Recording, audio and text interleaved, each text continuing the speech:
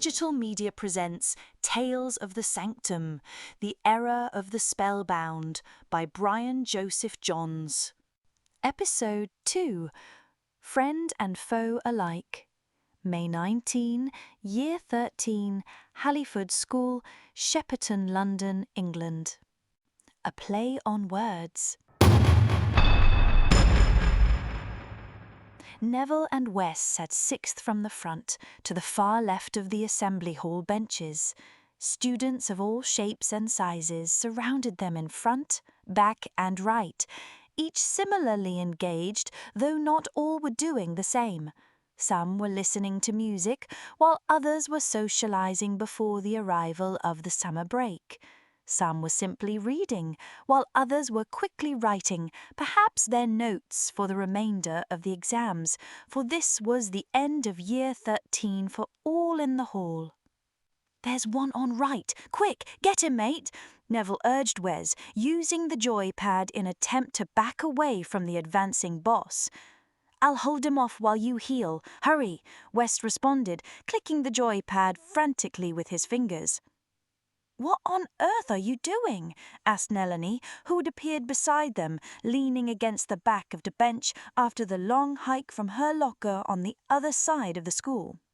"It's Nintendo 3DS. We're playing Final Fantasy Explorers. Quick, get back over here. He's almost done and I'm down to like a scribble of health," Wes answered Nelanie, then returning to their game, gnashing buttons in attempt to take down the boss.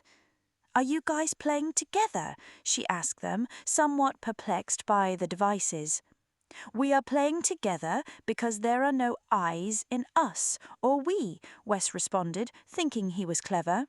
"That's because there's two of them. Get it, mate?" Neville responded, thinking he'd been clever. "No, I don't. Do you mean your character in the game has two eyes?" Nelanie asked them, still confused by the game as much so as Neville's quip, for she knew little about gaming, let alone handhelds or consoles. "No, I mean like the Nintendo Wii. There's two eyes in Wii," Neville replied to her, explaining his joke. "Don't mind Nev, he's getting kickbacks from Nintendo now," Wes replied to Nelanie, buttons clicking. Yes! Neville stood from his place on the bench, his hands in the air in victory. "What happened?" asked Nelanie, when Neville had finally returned to his seat. "We just took down like one of the hardest bosses," Neville replied, a fountain of crystals erupting from the remains of the deceased boss. "Slide over and give the girl a seat," Wes said to Neville, pushing to the right as far as he could before colliding with another student. "Where's Sheila?" asked Neville, sliding over as close to Wes as he could tolerate. "She's on her way. She forgot her notes," Nelanie replied as she sat down beside them, adjusting the new flower necklace she'd chosen to wear that day. "What's that flower supposed to mean?" asked Wes, taking a sudden interest in her creative side. "My marigold. It means the passing on of the school year, a kind of death, really. Maybe it's right up Sheila's alley, given her infatuation with Gothic lifestyle and all. Something ends and then something else begins. It also means sunshine, brightness and light, the beginning of the summer," Nelanie explained to Wes with a smile. "Speaking of passing, I just barely scraped by on my sciences. I got a lecture from my parents last night about how I have to try harder, especially when it comes to college. They suggested I'd take a break for a year, get a job and try the real world," Wes explained to Nelanie. "And what do you think you should do?" asked Nelanie of Wes. "I dunno. I don't want to just jump into something. It's kind of like swimming. I love swimming, and most people would probably love swimming too if they weren't forcibly pushed into the water their first time. I want to get in and feel it a bit first, live a bit first, swim beneath the surface and maybe explore the mysteries of the experiences we've been having," Wes explained to Nelanie metaphorically. "At least your parents act like they care. Mine don't seem to take an interest in my schooling at all, but they definitely want me to get a job over the summer. They've been suggesting it ever since I started making these flower necklaces." Nelanie looked to the golden marigold, poking out of the little semi-permeable flower envelope she'd crafted to hold its soil. "Maybe they think you're onto something. At least they aren't trying to push you into the pool before you know how to swim, Wes replied. It's not the push that matters. It's the fact that someone cares enough to trust that you can deal with the consequences of being pushed. Your parents seem to trust your ability to swim. Mine don't, Melanie suggested to Wes. Yes, but maybe they're giving you the room to decide for yourself, rather than forcing you without the option of having a choice, Wes told her from his perspective about her situation. Then again, I wonder what Shayla would have to say. I mean, she doesn't have anyone to push her or encourage her at home. She's on her own, Wes added. Speaking of, what's taking her? Naloni became reluctantly concerned about her friend. Blindness to sight. Shayla stood in front of the mirror, leaning in close as she touched up her lipstick, lining the bottom of her lip precisely, after which she examined the eyeshadow beneath her brows. She then pressed her lips together and checked that they were even before replacing her kit in her purse. She then placed the earbuds back in her ears and hit play on her iPod, turning around to leave the bathroom before the assembly started. As she was about to take her first step, she heard an eerie voice from behind her. The voice was hollow and wispy, trailing off into infinity. She quickly turned around and was met only by her own reflection in the mirror. She looked around, then removed the earbuds from her ears, ensuring that it wasn't embedded in her industrial goth playlist. Must have been the shadows, she said, shrugging her shoulders, then turning around to leave again. You have watched the shadows. This time the voice emanated from everywhere in the air around her, still hollow and dark. She quickly turned, trying to catch whoever it was off guard, and jumped back when her eyes met the mirror. Instead of her own reflection, there was a pocket of the deepest darkness she'd ever seen. On the other side of the mirror, its silhouette accented the shadows in the bathroom, while the bright places had grown in their contrast. She shook her head, and in that instant, the phantasm was no longer there, replaced by her reflection once again. Her heart had picked up pace, and she felt the first tinges of fear, as if she were being watched, followed. She turned and ran for the door, bolting through it without looking, stepping directly into a doorway of darkness of the same enveloping depth. She screamed as she felt herself falling, hoping that she was still at home in bed in the midst of a nightmare, when her feet suddenly found purchase on stable ground. She suddenly realized that she hadn't been falling at all, but that the wind had somehow tricked her into believing, despite the fact that she could not see a thing. A clue for you. There is blindness only in complete darkness or complete light. The voice returned once again, this time sounding not hollow and lost, but enriching and encouraging. Shayla pondered the words, staving off the tinges of fear that gripped her, when she realized that the darkness was her. That's it. Recall the light. The voice advised her, trailing off into the reaches of the unknown. She closed her eyes and concentrated, recalling a trip to a country farm with her father. She was a little girl running through a field, trying to keep up with him as he tried to corral one of the horses back towards the barn. She laughed as she watched him chase the beast, which only seemed to be playing with him. It paused long enough to let him get close, and then, when he was in reach of the horse's mane, the beast would trot off with barely a slight effort to avoid the tall and imposing man. On this particular occasion, he'd reached for the horse, which then began to run, twisting away from his grip before he'd established it. Of course, by that time, he was off balance and had struggled to recover, running frantically in the hopes his legs would catch up with his upper body. Instead, he slipped in a patch of long, flattened grass where another of the younger horses had chosen to bed down for a short rest earlier.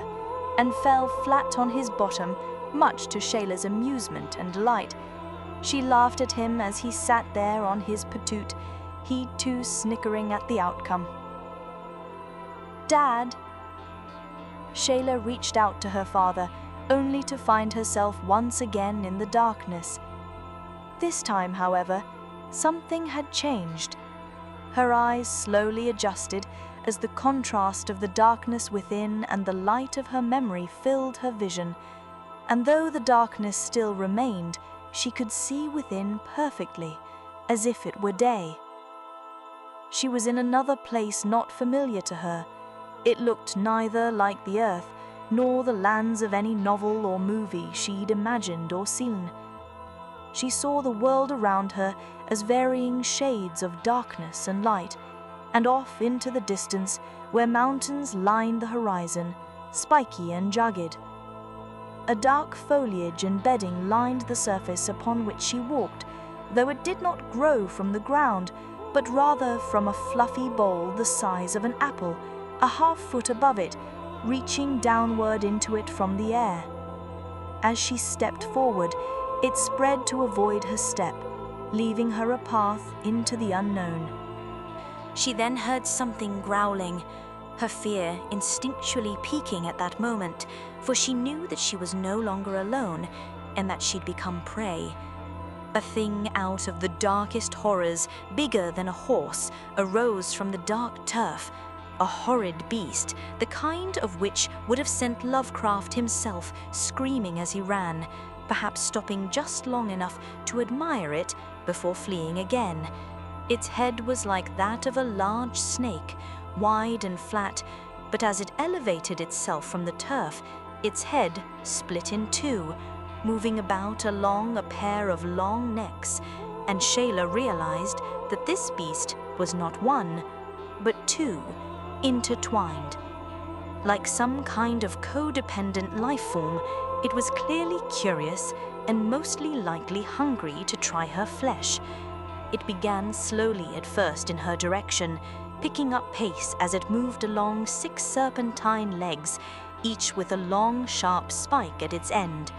Shayla stood rooted in fear, when something in her screamed at her to run, which she did. She turned, daring not to look back at the advancing horror behind her, but by her 6th step, she could already feel its tendrils brushing her back. She pushed herself, turning her head ever so slightly, just in time to see that the two-headed thing was coming at her from both sides. At that point, she knew it was over, and yet she still kept running. It bore down upon her, and when its teeth had barely pierced her school uniform, something of immense ferocity, even more frightful than the two-headed monster that had pursued her, moved the air around her as it leapt, landing nearby. She closed her eyes and huddled her arms to her chest, bracing herself for the pain that preceded the afterlife, but it never came. She waited and waited and waited, and when she'd worked up the courage to open her eyes, she took a peek. She turned to see what had happened to her pursuer and found that the horror was no longer there. Instead, there was something large and dangerous that had already covered a great distance as it moved away from her. The deceased two-headed monster that had been pursuing her dangled lifelessly from its jaws, as the beast that had hunted it disappeared into the darkness. Shayla suddenly found herself nauseous, and as she watched the beast depart with its meal, she backed up, tripping over one of the strange plants and falling flat on her rump in the hall outside of the bathroom doorway. She found herself suddenly blinded within a pocket of artificial light, and as her eyes once again adjusted, she recognized the empty corridors of the school. She quickly got to her feet, picked up her purse and knapsack, and then ran as fast as she could for the assembly hall. Assembly. Shayla came running through the assembly hall doors, slowing to a stop when she saw the crowd gathered within, finding herself calmed by the presence of so many people, a very rare thing for such a young woman who enjoyed her solitude. She looked aft and fore and side to side until she spotted Naloni's familiar blonde hair seated beside a tall fellow and a shorter one. She stepped quickly over to the benches where the familiar faces of her friends were situated, finding that there was barely enough room for her to be seated. "Slide down, I just had an experience," Shayla said to Naloni, who looked up to her with a look of concern. "Let me guess, you couldn't find your notes. Fret not, 'cause I can photocopy mine and share them with you," Naloni smiled, already going through her knapsack looking for her notes. "No, that's not what I meant. Wes, could you push down a wee bit for a lady?" Shaylee corrected Maloney and then pried the two young men for space on the bench. "Sure thing, Shayla." Wes put down his Nintendo and turned to the large, rotund boy sitting next to him. "Look, mate, could you just push down a bit, please?" asked Wes of the boy, who turned to face Wes with a look of disgust. "You think with my weight that real estate comes at a premium, do you? Can't do," he responded with a thick Scottish accent. Wes turned to Shayla and shrugged his shoulders as if she'd asked him to achieve the impossible. Shayla folded her arms impatiently. Wes thought carefully about how he could solve the situation, looking out of the side of his eyes at the rotund boy, suddenly noticing that he had an expensive collection of pens in his breast pocket. He went into his bag and found his writing utensil bag and dug through it until he found a folding felt-covered box. He opened it, and within was an expensive pen that had been gifted to him by his father for his grades in math and computers. He turned to the boy once again and tapped on his shoulder. "Look, mate, this is really important. If you can coax the rest of the bench to move down, I'll give you this pen. It cost my dart more than a few quid," Wes offered, holding up the elaborately embossed pen. The rotund boy looked at it, squinting for a moment, and then took it from Wes's hand, examining it closely before he answered. "That's a fine one it is. Deal," he responded, turning to the people sitting to the right of him and coaxing them down the bench. "Come on, you lot, make way or make for the door." He urged them all to shift down by not one space, but two. Wes and Neville quickly took up the slack, and Naloni followed suit, sliding down a couple places for Shayla, who then sat beside her, pushing close enough to discuss her previous experience. "I just had another... how can I say it?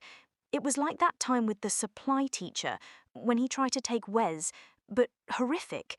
I was in another world," Shayla explained to Naloni frantically. "Where?" asked Naloni, now very concerned. "I don't know. It was like a world made of shadows," Shayla answered her. "No, I mean, where did this happen?" Naloni elaborated on her question. "Just outside of the bathroom near my locker. It was like a doorway into another world," Shayla exclaimed, drawing Neville's and Wes's attention. "Look, could you keep it down?" Neville exclaimed to Naloni, trying desperately to signal her, pointing to the front of the assembly hall. "Are you a complete Chad? Shayla just had a traumatic experience again."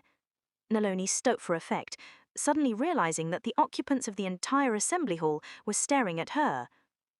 As she looked to her left, a woman with long, flowing black hair and a stylish pink dress sat in the space beside Shayla, at the end of the bench. She looked at Naloni, and just like Neville had, pointed to the front of the room, a look of cautious amusement on her face. "And who are you to take our seat?" Naloni suddenly felt defensive, addressing the new arrival, who this time gestured to the front of the hall, nodding her head in its direction. Naloni turned to the front of the assembly hall to see the school principal standing at the podium, the spotlight on him as he peered over the rim of his bifocals at Naloni. "Are we interrupting your meeting, Miss Ardbloom?" Mr. Bosford looked to her, as the rest of the auditorium sat silently watching her. The stage fright hit her like a wall. She tried to speak but found herself unable to form any words. That was when the young Japanese woman who'd sat beside her stood and spoke up. "I'm so sorry, Mr. Bosford. It was my fault. They were expecting another friend when I sat in their place. Being the good friends they are, they tried to coax me to move. What can I say? I'm difficult sometimes," Mila spoke, projecting her soft and quiet little voice remarkably well. I suggest that you both sit down and remain quiet so we can start this assembly, Mr. Boseman urged the two women with a serious tone. The two of them sat down, Shayla between them, who leaned over to Naloni. That went pretty well, all considered, Shayla said to her quietly. No thanks to you, Naloni responded. Mila leaned over towards Shayla and passed her a pile of 4 hand-painted origami blossoms. One for each of your friends. You see, just like mine. She tapped to the one pinned to her dress. Shayla looked to Mila and then to Naloni, passing the other 3 to her. She put it on her shirt and gave the other 2 in Neville and Wes's direction, who smiled and nodded at her. Thank you, she said to them. Whatever for? We should be thanking you, Shayla responded to the soft-spoken woman. For preventing me from being a liar. I'm Mila Wren Double, and I would say that at this moment we're going to become good friends. Mila smiled to them. They thought about it, and then understood what she'd meant by her offering. Looks like our friend did arrive, Naloni smiled from the other side of Shayla, the 4 of them quietly exchanging names with each other as the assembly began. Despite it being their first time meeting, there was something strangely familiar about Mila.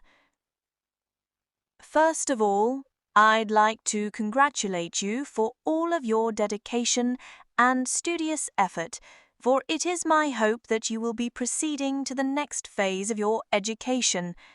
Mr. Bosford read from a speech he'd carefully prepared the evening before, looking through the thick lenses of his bifocals and then at his audience occasionally. In order to ensure the provision that your education has provided thus far, we have taken further steps to give you the tools you'll need to succeed with your post-secondary studies. We met with many of your parents in person during the last school exhibition, and those with whom we did not meet we spoke with over the phone. Suffice to say that they are in agreement with our new strategy, which I will be unveiling today, and likely much to your dismay. Mr. Bosford snickered at the final statement in his delivery. Effective July 11th of this year of 2011, you will be required to report to this school for our pre-post-secondary program, and this applies to each one of you that will be attending a college, university, or other post-secondary program. Mr. Bosford was all smiles as he finished, while the entire assembly hall was filled with groans of disapproval. A walk in the park. The 11 o'clock sun rode high in the sky, lighting the way and warming the world around them.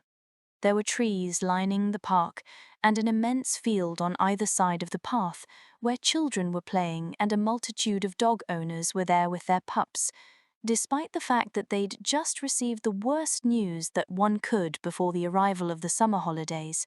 Nature and the weather hadn't let them down as much so as their school. Well, that pretty much settles it. I'm convinced that in his previous life, that Principal Bosford was a prison warden, and that we've been sentenced to life in school, Neville remarked, kicking a small stone down the path in the park on their way in the direction of the nearby Ferris Meadow Lake. It's not that bad. I mean, we'll be ready for what's to come. Think of it that way, Naloni responded, trying to find the positive in the situation, as a bird landed on her shoulder and began tweeting happily. Mila seemed a little shocked at first, and then amused. Don't worry, that happens far too often with Nature Girl here, Shayla remarked sarcastically, assuring Mila that she would eventually get used to it. True enough, but it's such a shame that we won't be able to enjoy the great outdoors and wonder of the wildlife within its breathtaking midst. Neville spoke purposefully, so dramatically, knowing Naloni well enough that he knew which buttons to press and when. Naloni suddenly realized that she'd lose almost 200 hours of her enjoyment of nature, not to mention lose out on her participation with groups trying to help protect and preserve it. If you put it that way, he's a conniving, snivelling, bifocal, fixated, sadistic man for taking away our time to enjoy the out-of-doors. The bird on Nellany's shoulder squawked once and then flew off into the trees, dropping a turd on Neville's head before it left for rousing Nellany in such a way. Mila looked to Shayla. "Does that happen often with Nellany and her birds as well?" she asked. "No, that's only the third time the birds have bombed Neville in protection of Nellany," Shayla replied as the others laughed while watching Neville brush the bird guano from his hair. "What about what happened to you, Shayla, outside the bathroom?" Nellany prodded Shayla's shoulder. "With that glum news, I almost forgot. I guess that's another positive in Mr. Bosford's favour, damn him," Shayla responded. "You mean something happened to you? Are you all right?" Wes quickly replied, leaving Neville's side and making his way over to Shayla. "Yes, I'm fine. I had an experience, like the one we had with Mr. Norbert." As the name left Shayla's lips, the others found themselves smitten with chills as they recalled that day in the class a year earlier. "Now I'm lost. Are you experiencing difficulties around school?" asked Mila, a bit confused by their conversation. "Mila, you really picked the wrong group of people to have as your new friends," Neville offered in the jest of dark humour. "Oh, it's not that bad," Nellany responded, once again experiencing intense shivers as she thought about their experience with Mr. Norbert. "We've been experiencing situations of an extrasensory nature," Shayla took the time to explain to Mila. "You mean like hauntings?" asked Mila, now very curious about their so-called experiences. "It goes a bit further than that," Wes added, not willing to go beyond that in his response. "Tell us what happened to you, Shayla, and perhaps we can all, including Mila, learn a bit more," Nellany suggested. "Oh, all right. I was in the bathroom doing my makeup. I'm high maintenance, Mila, by the way. When I heard strange voices coming from the mirror, I thought it was my music, as I was listening to an old Nitzer Ebb track. When I left the bathroom, I fell through a doorway to another world. Sounds to me like you've been into your parents' liquor cabinet." The words had left Neville's enthusiastic mouth before he could stop them. Shayla's face became intense for a moment, but then she merely smirked in response to Neville's quip. "What kind of world?" Nellany asked, now intensely curious to hear the rest of what had happened to her. "A shadow world of complete darkness. I couldn't see a thing, and then the same voices that I heard earlier taught me how to see in the shadows, and that's when it came at me," Shayla continued, staring into the distance as a large dog came running at her. It stood its ground, barking furiously at her, causing Wes to step in front of her before its owner arrived and grabbed the dog by the collar and took it away, scolding it. "Come on, Brutus, that's enough out of you," the owner said as he hauled the dog away. "The dog was upset about something, not you, Shayla, but something around you," Nellany explained to her. "What are you now, a dog psychiatrist?" Neville couldn't let the opportunity go. "I could be," Nellany responded in her own defense. "Maybe Mila's right. We might be haunted. Maybe we shouldn't be talking about this. It might be drawing the ire of whatever it is," Wes suggested to them, as they looked back to the dog and its owner, both of whom had mysteriously disappeared. "Have all of you been having these experiences?" asked Mila. "So far, I'm the only one who's been spared. I think it's a guilty conscience if you ask me. I'd bet the lot of them took a few too many cookies from the cookie jar." Neville felt liberated from the doom and gloom. "So it's just you three so far?" "So far, we swore never to speak about this, but obviously in light of our new friendship, we've already broken that rule," Shayla remarked, looking to Mila, though not attempting to provoke her to guilt on the issue.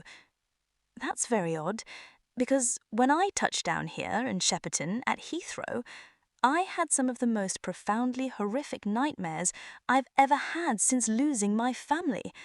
Sorry, I don't want to burden you. Mila explained her experiences, withdrawing when she'd realized that she might have said too much. You too, Shayla replied, looking to the shorter lady. Shayla lost the people closest to her, Nelanie explained to Mila. My mother first. She died when I was 3. My father raised me until I was 11, when he died.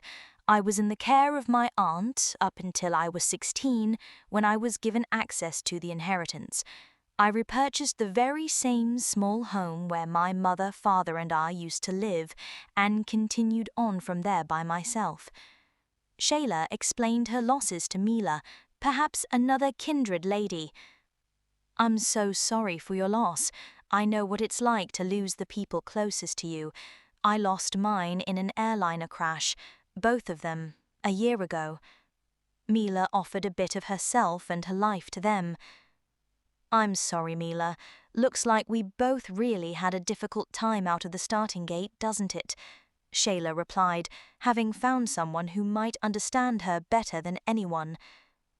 When I was on my way to the home I bought here in Shepperton, someone from Inspired Art International drove me. Wait a second, aren't they a promoter of high-value art? Asked Wes, having a bit of knowledge on the matter. Yes, they are. I have a few friends there, and so they arranged to have somebody come pick me up from the airport and get me safely to my new home, where we're going right now. Anyway, I fell asleep during the ride, and I had the most vivid nightmare I've ever had. It was almost real, too real. Mila explained to them. Maybe there's some sort of connection between these experiences, between us, Neloni suggested to them. Maybe, or maybe it's because, as Mila said, that you're all haunted. Anyway, we're close to the lake, and I don't see a single apartment building anywhere that could Mila's home. Only this large beast of a beachfront property on Ferris Meadow Lake.